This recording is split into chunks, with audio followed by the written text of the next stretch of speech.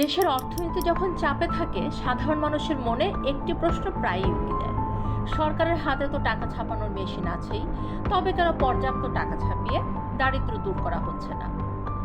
আপাত দৃষ্টিতে বিষয়টি খুব সহজ মনে হলেও অর্থনীতির ব্যাকরণে এটি একটি আত্মঘাতী পথ।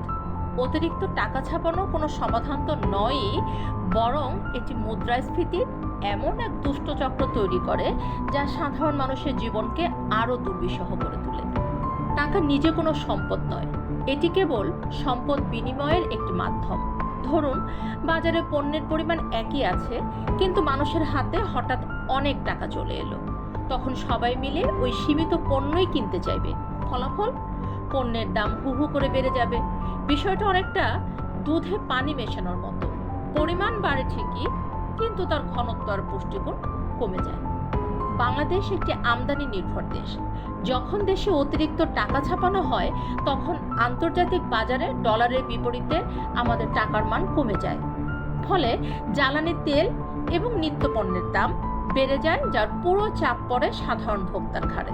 এই মুদ্রাস্ফীতি সবচেয়ে বেশি আঘাত করে নির্দিষ্ট আয়ের মানুষ এবং ক্ষুদ্র সঞ্চয়কারীদের।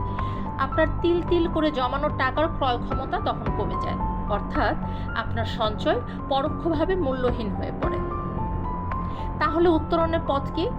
সমাধান টাকা ছাপানো নয়, বরং উৎপাদন বাড়ানো, নতুন উদ্যোক্তা তৈরি করা, কলকারখানা সচল রাখা এবং সঠিক কর ব্যবস্থাপনার মাধ্যমে আয় বাড়ানোই হলো একটি শক্তিশালী অর্থনীতির চাবিকাঠি।